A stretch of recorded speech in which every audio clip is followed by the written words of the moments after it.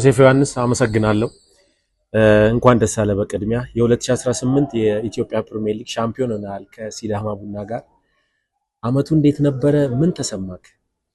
አመሰግናለሁ። አመቱ በጣም ጥሩ አመት ነው። እግዚአብሔር ረድቶን ሻምፒዮን የሆነበት ነው።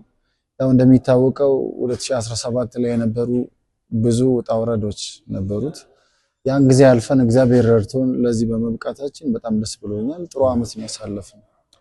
ምን የተለየ ነገር ነበረው የዘንድሮ ቡድናችሁ ሻምፒዮን ለመሆን? የአምናው ቁጭት ወይንስ የተለየ ነገር? ሁለት ነገር አለው ብዬ አስባለሁ ከእግዚአብሔር በታች። አንደኛው የአምናው ቁጭት ነው ብዬ ነው ማምነው። ሁለተኛው ግን በቡድናችን ያለው ህብረት፣ አንድነት፣ እንደ ቲም ነው የምንጫወተው። ጥሩ አሰልጣኝ አለን፣ ጥሩ ኮቺንግ ስታፎች አሉን፣ ቅን ናቸው፣ መልካም ነገርን ነው የሚያስቡት። ስለዚህ ያ ነገር አግዞን ከእግዚአብሔር ጋር ጥሩ ጊዜ ያሳለፍን ነውና የእግዚአብሔር ፍቃድ ነው ብዬ ነው የማስበው። ሜዳ ላይ ሁሉ ጊዜም እልህኛ ነህ፣ ትታገላለህ።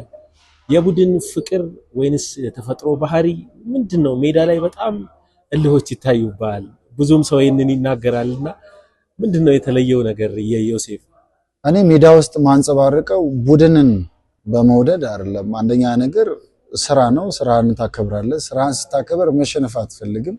የምትጫወትበትን ቡድን ትወዳለህ፣ ታከብራለህ። ምክንያቱም የቡድኑን አርማ የሆነ ሎጎ ወይም ማሊያ ለብሳ ለዛ ቡድን ታማኝ መሆን አለብህ። እኔ አዳማም ድሬዳዋም ስጫወት እንደዛ አይነት ነገር ነው ማንጸባረቀው። ኢትዮጵያዊ ነኝ። ከኢትዮጵያዊ ባሻገር የሲዳማ ተወላጅ ነኝ። ሲዳማነቴ ግን ኳስን ያጫውተኛል ብዬ አላምንም። ኳስን የምጫወተው እኔ እንደ ቡድን ነው። ቡድኔ እንዲሸነፍ ስለማልፈልግ መሸነፍ በተፈጥሮ አያስደስተኝም። ስለዚህ ያን ነገር ሁልጊዜ አንጸባርቃለሁ። እዚህም ሆንኩ ሌላ ቦታ ያን ነገር ሁልጊዜ አንጸባርቃለሁ ብዬ አስባለሁ። ዘንድሮ ምናልባት በቡድን ውስጥ ትልቅ አስተዋጽኦ አበርክተሃልና የኢትዮጵያ ዋንጫ ደግሞ የፍጻሜ ተፋላሚ ናችሁ። ለሁለተኛው ዋንጫ ደግሞ ሌላ ሰኔ 30 የሚጠብቃችሁ ጨዋታ አለ። አሁንስ ምን እንጠብቅ?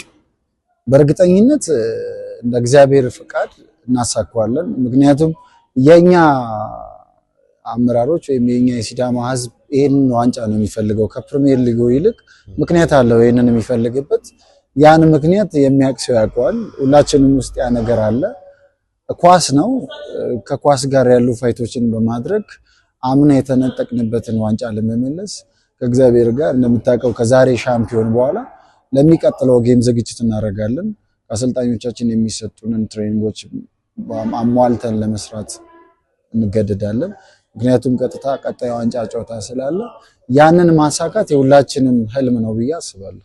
እንኳን በድጋሚ ደስ አለ። እንኳን አብሮ ደስ አለ።